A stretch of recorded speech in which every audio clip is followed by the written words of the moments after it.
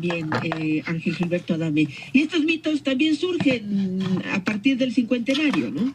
Así es, sin lugar a dudas, y el trabajo de Paz, como bien lo dices, para mí el pensador más importante de la segunda mitad del siglo XX mexicano, es los que estamos interesados en rescatar o recopilar sus ideas.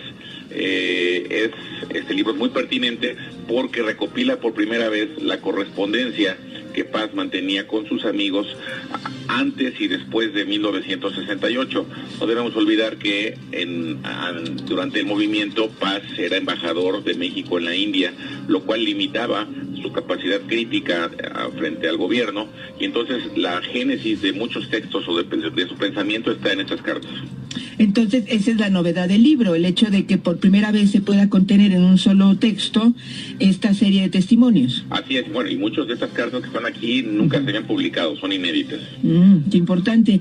En este contexto, Ángel Gilberto Adame, entrando de lleno a la polémica, que bueno, no tiene que ver con el libro exactamente, pero sí con el personaje, la renuncia de Octavio Paz. Hoy se dice, renunció pero siguió con el gobierno.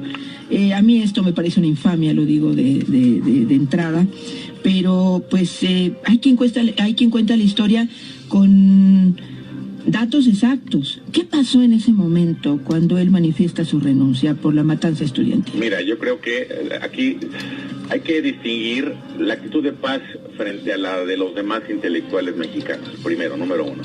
Teníamos en el 1968, la mayoría de los intelectuales, por no decir todos, estaban sujetos al control político del presidente Gustavo Díaz Ordaz y todo el aparato.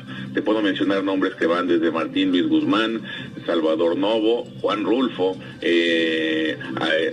Yáñez, es decir, todos o aplaudieron o por lo menos guardaron un silencio cómplice.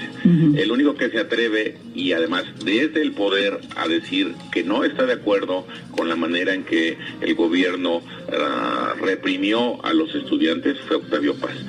Ahora, en el contexto, él era embajador. Él empezó a trabajar en el servicio público desde 1935 en un modesto empleo en el Archivo General de la Nación, y después tiene dos trabajos, porque siempre tuvo problemas económicos, Secretaría de Educación Pública, empezó como maestro en Yucatán, y en la Comisión Nacional Bancaria.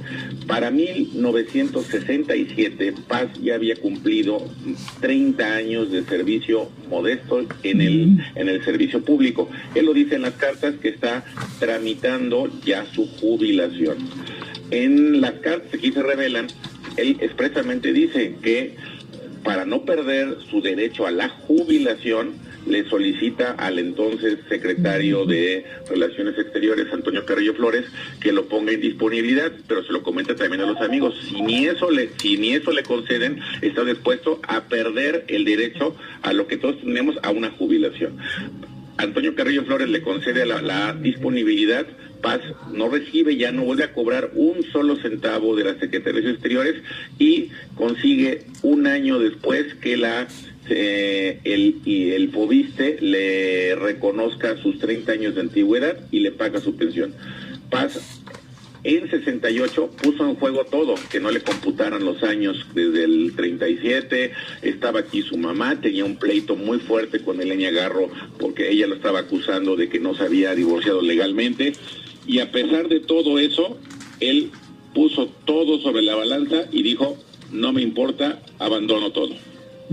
Yo creo que ese gesto es un gesto de mucho valentía, cuando además no hay ningún otro ejemplo entre los intelectuales mexicanos. Es cierto esto, mucho se dice, pero no todos actuaron en su momento, y esta parte de la historia pues yo creo que se tiene que conocer. Ángel Gilberto Adame, ¿cuál fue la intención de recopilar todas estas cartas y estos textos, y qué tan difícil fue hacerlo? Mira, yo tuve el honor de poder tener una relación cordial con la viuda de don Octavio Paz, María José Tramini, y al principio del año platicaba yo con ella, y ella sí me lo hacía sentir, que se sentía un poco desmoralizada porque venían dos acontecimientos este año y no percibía de los medios culturales una reacción acorde.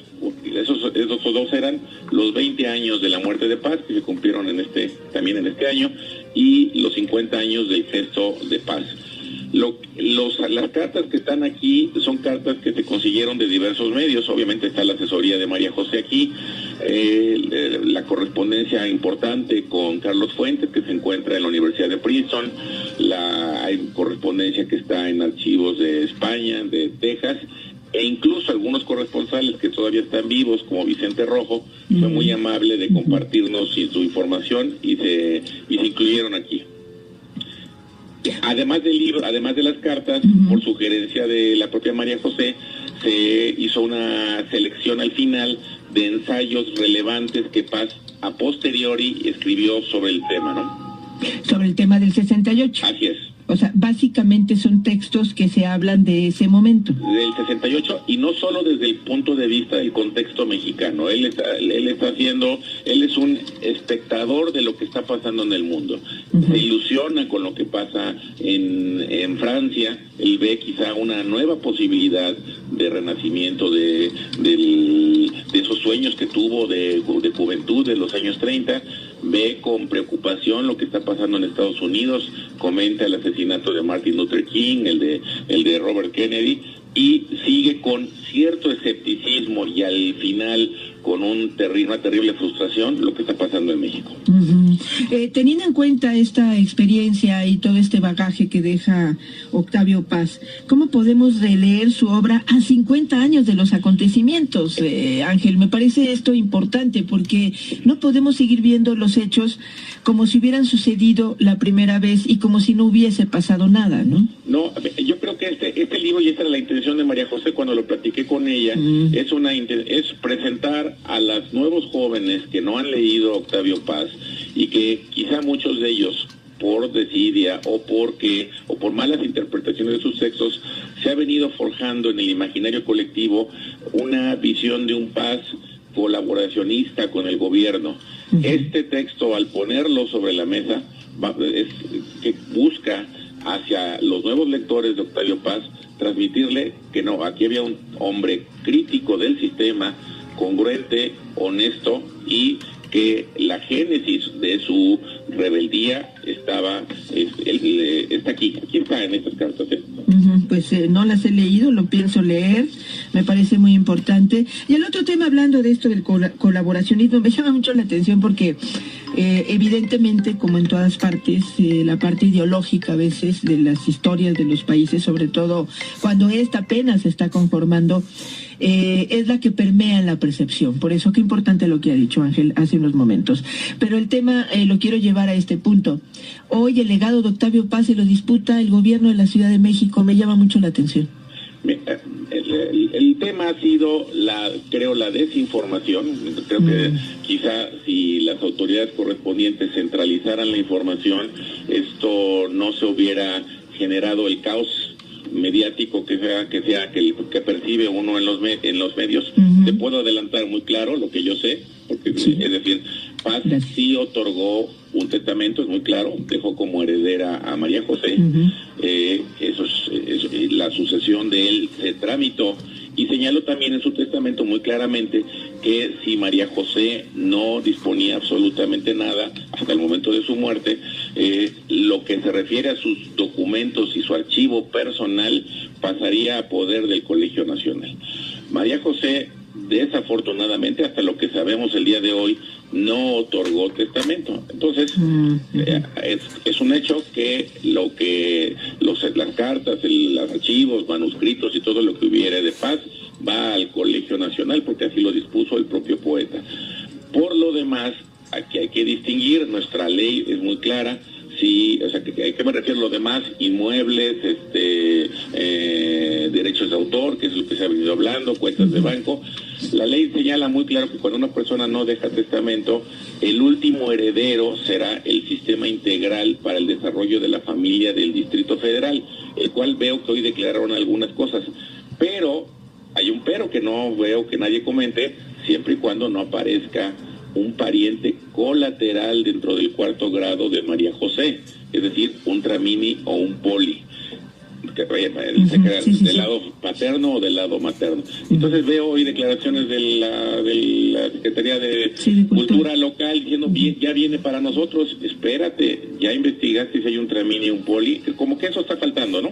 Ya, bueno, entonces nos falta información, habrá que tenerla a la mano, pero a mí me parece que finalmente el legado de un premio Nobel y de la talla de un escritor como Octavio Paz, pues pertenece a todo México, no nada más a unas personas, ¿no? O a un gobierno, ¿no? Totalmente, entonces lo que hay que hacer, en mi opinión, pues no soy yo autoridad cultural, es quizás centralizar la información, tener bien estudiados los procedimientos legales y no estar declarando cosas que no tienen claro. Eso es, creo, mi única crítica a lo que haría. Si me permites agregar en estos temas, este libro que te estamos presentando, es un libro de Octavio Paz, no es un libro de Ángel Gilberto Adame. Yo tuve solo la suerte de que me autorizaran a recopilar y anotar las cartas.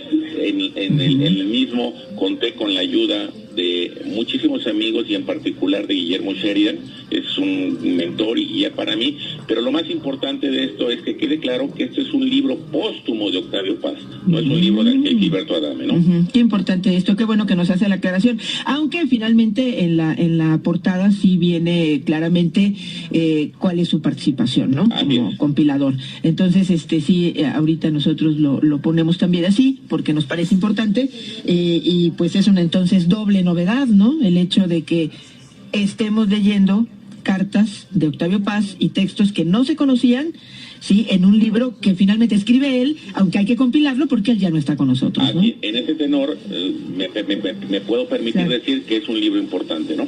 Pues precisamente por eso quisimos hablar con usted, Ángel Gilberto Adame. Yo le agradezco mucho la conversación esta mañana. Vamos a estar muy atentos siempre de lo que acontezca con nuestro Premio Nobel de Literatura y con uno de los pensamientos, yo insisto, más lúcidos y más importantes y que además extrañamos mucho para interpretar la realidad contemporánea. ¿Cuánta falta nos haría ahora? Así es, definitivo. Muchas gracias por la conversación. Esto es para servirte, gracias. Gracias, muy buenos días. A Ángel Gilberto Adame, compilador del libro Octavio Paz en 1968, El año axial. Regresamos.